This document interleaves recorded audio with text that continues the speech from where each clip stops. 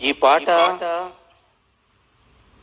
మా నెల్లూరి బాలసుబ్రహ్మణ్యం గారు పాడారు.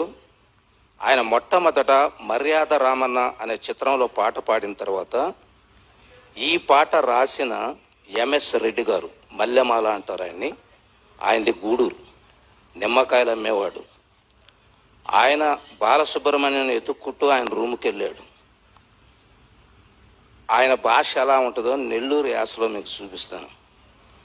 ఏందబ్బయ్యా బాలు, నువ్వు సామూర్తి కొడుకు కదా, ఇప్పుడే నీ పాట నన్ను చాలా బాగా పాడావు కదయా, రేపొచ్చే మన సినిమాలన్నీ నువ్వే పాడాలి పాటలో.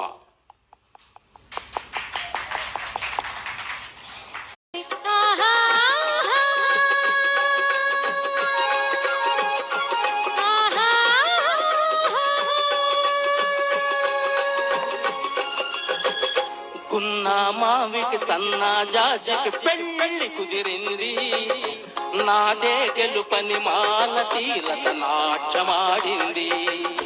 గున్నా మావికి సన్నా జాజికి పెళ్ళి కుదిరింది, నాదే గెలుపని మాల తీరత నాట్యమాడింది.